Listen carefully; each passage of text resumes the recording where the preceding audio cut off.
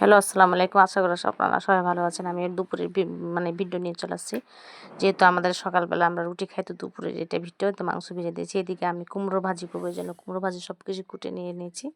এর সাথে পেঁয়াজ দিয়েছি। তো আমার রেডি হয়ে গেল কুমড়ো ভাজি। আর ওদিকে আমি মাংসটা বসিয়ে দেবো। সব কিছু মেরিনেট করে রেখে দিয়েছি। এই যে দেখেন, মাটির চুলার উপরে পাতিয়ে দিয়েছি। আর আমার মাংস রেডি। দেখেন তো আপনারা কালারটা কেমন হয়েছে, অবশ্যই কমেন্ট করে জানাবেন। এটা কিন্তু কক মুরগি, দেশি মুরগির মতন খেতে আর কি, অনেক ভালো লাগে আর কি।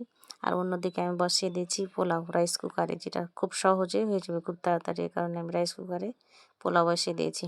আর আপনারা তো জানেনই পোলাও কীভাবে করে, এত কিছু বলা লাগবে না অবশ্যই। আমি ঢাকনাটা ঢেকে দিলাম, আর আমারও পোলাও অলরেডি রেডি। এত ঝরঝরে হয়েছে, আপনারা হয়তো বুঝতে পারছেন না, কিন্তু অনেক গ্রান ছড়াচ্ছে। এই যে দেখেন সিদ্ধ হয়েছে কীভাবে। বাড়ির চাউল তো অসাধারণ হয়েছে, কিন্তু কোনো প্যাকেটের না।